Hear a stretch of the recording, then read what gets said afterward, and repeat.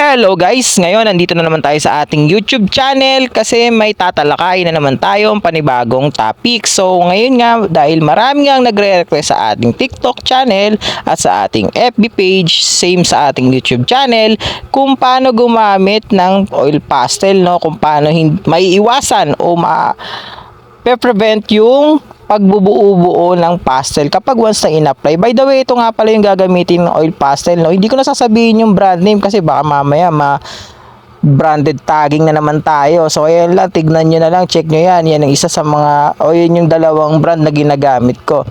So balik tayo sa topic, no? Yun nga yung pag-a-apply ng oil pastel at saka yung pagbe-blend, no?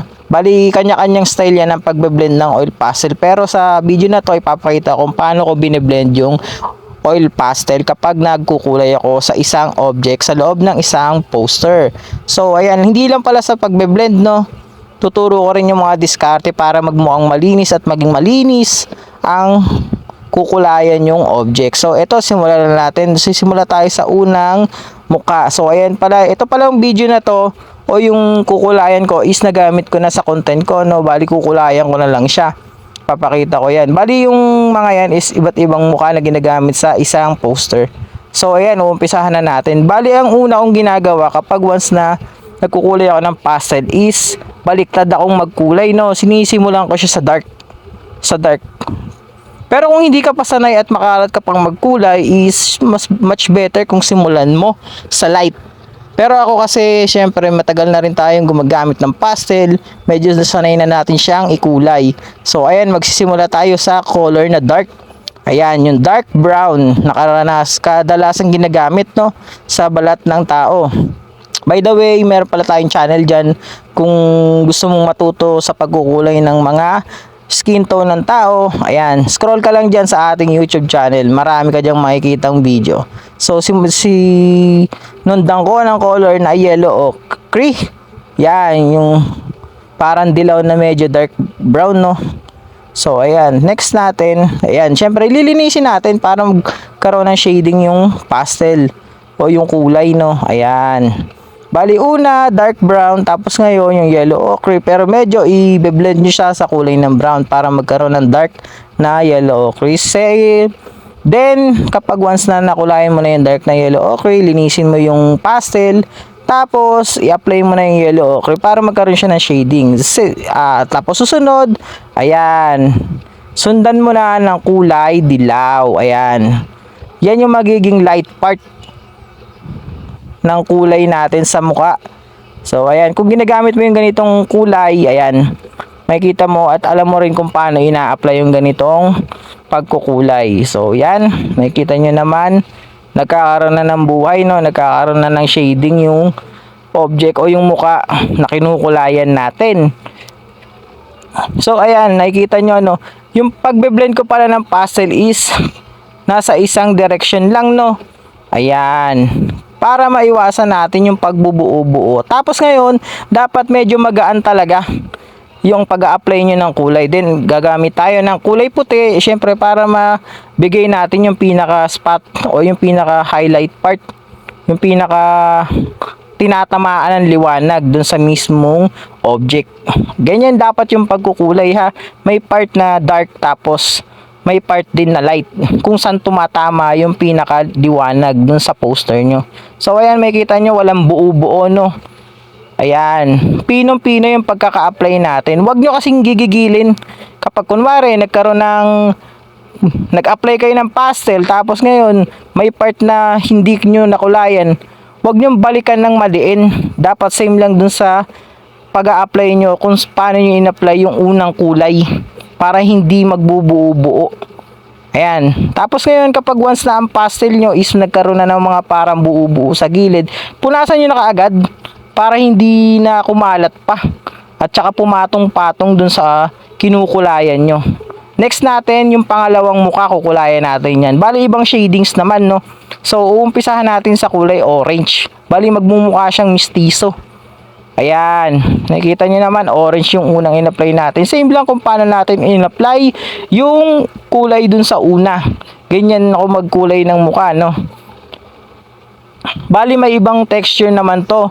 Kasi yung mukha nga niyang pangalawang object is medyo magkaiba dun sa una natin. Kasi yung sa una natin plain, dito nagkaroon ng parang ilong at saka part na mata. Ay, may kita nyo naman sa mga poster making, may mga ganyan. Yan.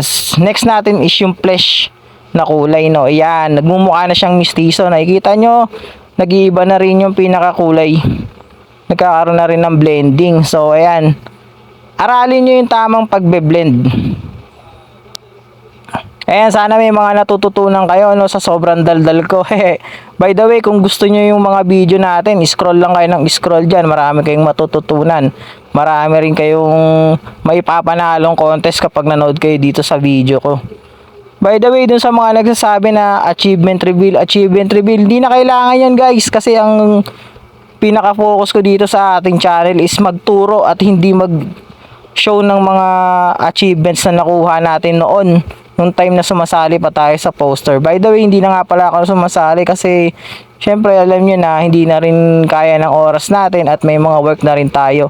Tapos ngayon, para sa akin talaga napaka-importante ng kulay na puti, no, sa oil pastel. By the way, ito nga pala yung unang nawawala o nauubos sa pastel ko, no.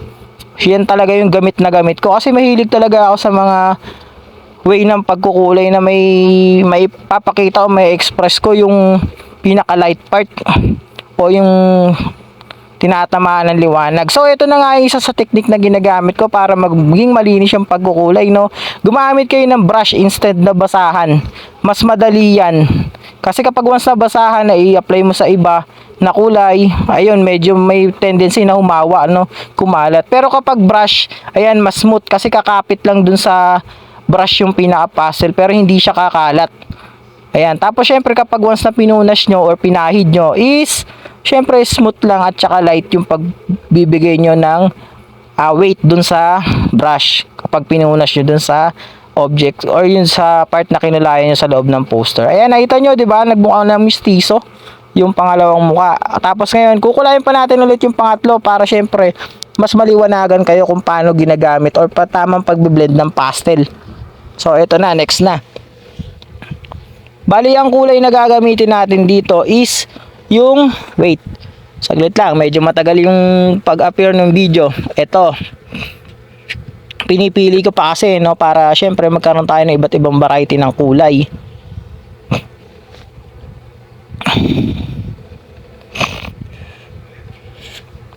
So, ayan na nga, ito na yung kulay na gagamitin natin, no. Ito yung parang reddish brown, tapos yellow ochre, tsaka yung flesh. So, ayan, simulan na natin. Bali, medyo kayumanggi. May pagkakayumanggi yung kulay na mangyayari dito sa ano natin. O kaya yung parang ano, medyo, ayun nga, medyo dark yung balat, pero hindi naman totally dark.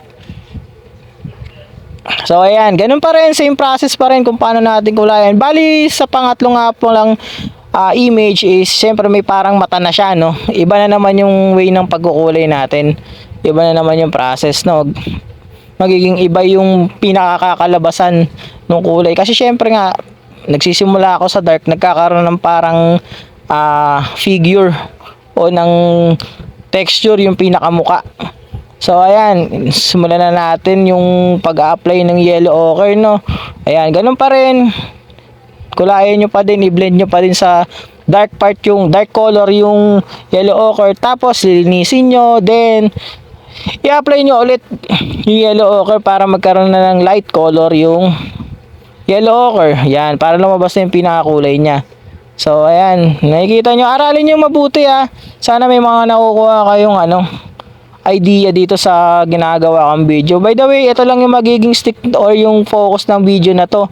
Hindi ko na masyadong pahabain or papatagalin or bibigyan ng marami pang variety, no? Kasi ito lang talaga yung pinaka-focus ko. Kasi nga may nagko-comment sa akin sa ating channel, no? Bali, tinatanong niya kung paano mag-apply. So, yun. By the way, kung ikaw yung nag-comment na to at kayo yung mga nagko-comment at gusto nyong malaman kung paano nga ina-apply yung pastel, ito panoorin nyo. Itong video na ito ay para sa inyo. Ginawa ko to para maliwanagan na yung mga pag-iisip nyo. So, ayan, in-apply ko na rin yung color flesh, no? Para magkaroon ng light part yung natin, yung muka. So, ayan, nakikita nyo, nagmumukha na talaga siyang angas ng kulay, no? Ayan yung mga ano eh, yung mga madalas ko nakikita sa ano eh, poster making contest eh, yung mga ganitong pagkukulay. Lalo na mauhusay o malulupit na yung mga nagkukulay, no? Gumagamit na ng tricolor, minsan nga four colors pa eh, medyo mabigatang kontesan na eh. Lalo na yung mga gumagamit ng realism color, grabe yun, ang lulupit nun, 2 hours lang pero grabe, bakbakan talaga. So ayan, gamit na naman tayo ng paintbrush para matanggal yung mga buo-buo o kaya yung mga pinaka dumi, yung smudges na sinasabi natin dito sa poster, no? So ayan, sana may mga natutunan kayo. O yan, o, 'di ba? Nakikita nyo, wait lang, ilalapit natin para makita nyo kung ano yung sinasabi ko na nagiging malinis kapag once na in-apply nyo ng paintbrush. Ayan, o, kitang-kita nyo naman, 'di ba? Lumalagpas lang siya sa border pero madali lang gawa ng paraan yan kasi pwede nyo namang i-etching yan eh. Tanggalin nyo lang yung mga excess color na yan. So ayan, sana may nakakuha kayong idea, no? By the way, kung di ka pa nga pala nakasubscribe sa channel natin, subscribe mo na yan, pindutin mo na yan dun sa YouTube channel natin. Dumadami na yung mga nanonood. Share mo para marami tayong matulungan at marami ring makakuha ng mga tips at ideas na ating tinuturo dito sa ating YouTube channel, no?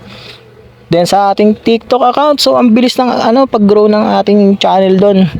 So ayun lang, maraming salamat sa panonood. More power sa inyo, sa mga gustong sumali at matuto.